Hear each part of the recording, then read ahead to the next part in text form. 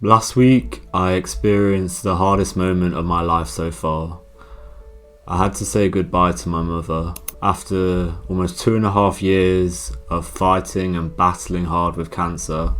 She unfortunately lost her life, and now I thought I'd make this video because it's still raw to me, and I hope it can be a video that helps you if you are experiencing something very similar. Losing a loved one is very difficult, and I know for a lot of young people it's probably the first time that they're going to lose someone around this type of age, whether that be a grandparent, a parent, a sibling, anyone like that. It's a very difficult time for anyone to go through at any age, and especially when you're younger. And I wanted to make this video because I know a lot of people feel very lost, and I do myself. I'm definitely want to make that clear that I don't have the answers for you at the moment. I don't know where I'll be next week. I don't know where I'll be in 6 months, a year. All of that stuff goes completely out the window. But this is just a bit of advice if you are maybe experiencing something similar in your life where, maybe someone you love, your parent. For example, my mum. I knew she didn't have too long. My advice is that you have to make as many memories as possible and put a lot of things to one side. And I think the most important thing that you can learn is to build resilience, because if it wasn't for me over the past couple of years, if I had lost her sooner, I would not be in this position now where I'm, struggling a lot, but I can deal with it a lot better than I know the average 23-year-old would be able to deal with this, because I knew somewhat it was coming, and I've been through a lot of similar things that, can't compare, but they kind of set you up to be able to somewhat get you through this very difficult period where, there's a lot of stuff to deal with. If anyone's been through anything similar, they know there's a lot of stuff that is very difficult to deal with. Sorting funerals, sorting finances out, just sorting your head out, which is the most important thing we can all do.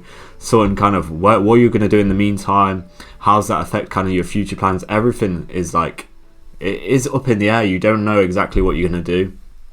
And no one's ever going to feel any different. So you have to understand that that's a very normal feeling to feel, and it's a feeling that's, as I say, very raw to me. But you have to understand that this is part of life. I've seen it before. I lost my grandma a few years ago, and she was the first significant loss in my life, and that hurt very hard. But losing my mum is a definitely different level, and me and my mum and my sister were all very, very close, and to lose her is honestly heartbreaking. The first few days, all I wanted to do was cry, and that's what I did, and it's okay to do that. It 100% is okay to do that, and that's what I've done. And it's now, I think we're on about day 8 or 9 since it happened, and I'm starting to feel somewhat better. I have some moments and some days where I just lie down, I don't do anything, I don't want to do anything. And I know it's okay to feel like that, and just doing your best you can in this circumstance is all you can do, and you know what that is inside of yourself.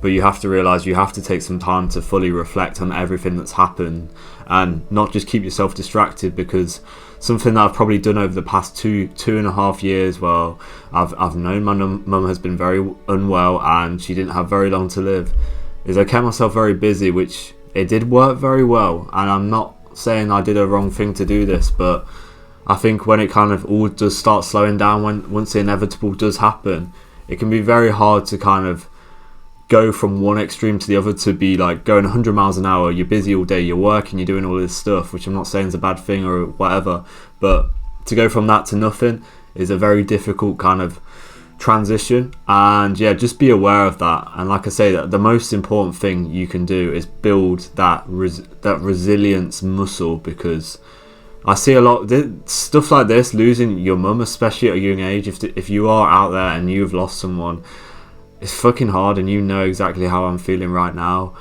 It's the hardest thing I think I'll ever have to face in my life, and there's no getting around that.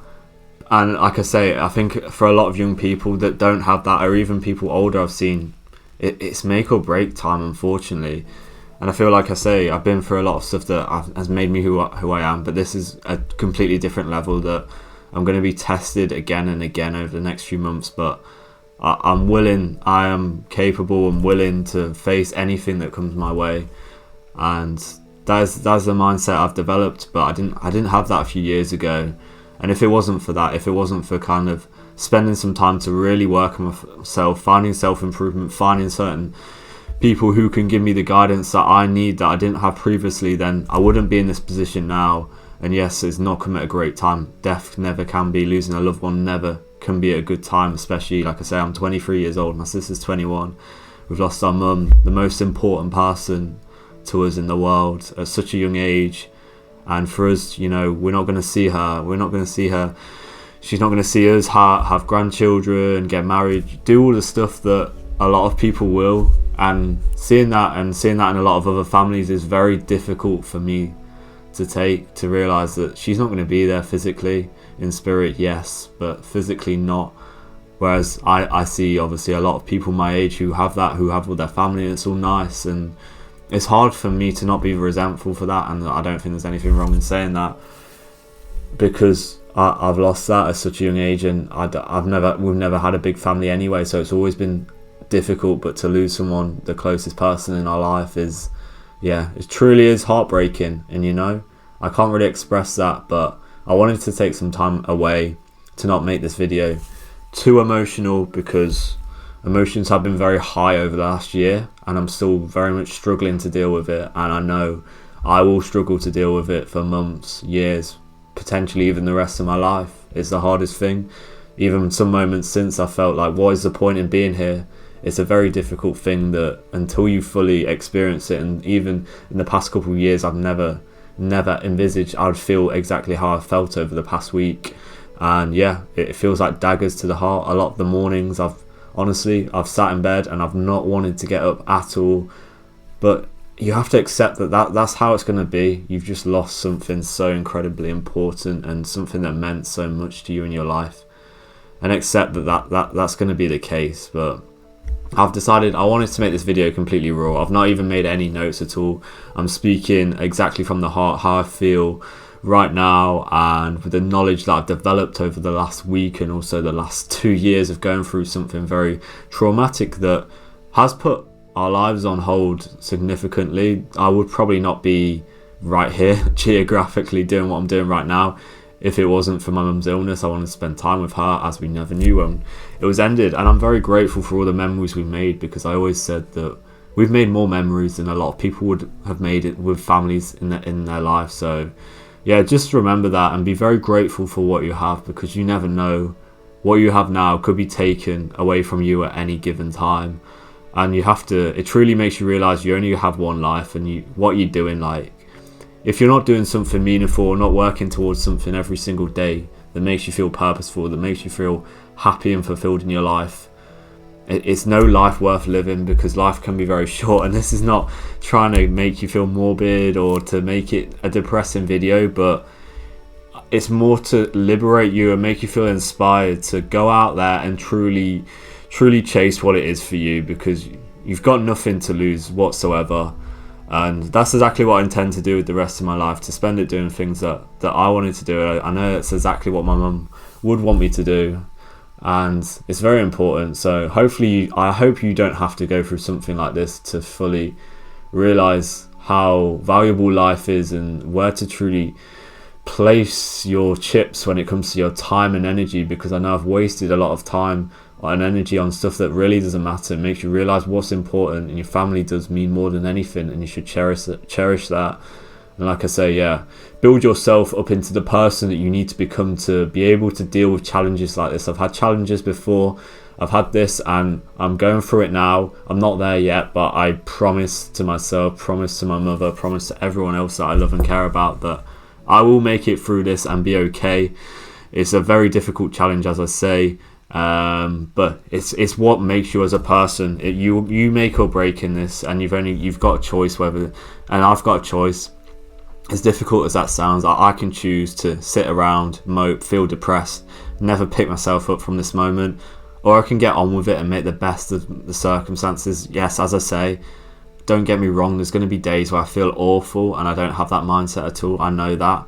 But I accept that, and that's part of life. You have to accept those days are coming, and just to do the absolute best that you can on the day. And if that's nothing, if that's just sitting around watching TV, and just not getting yourself into a mess, then that's what it is. Or if it is getting into a mess, just, you know, accept that that's part of your life and you're going to have difficult days.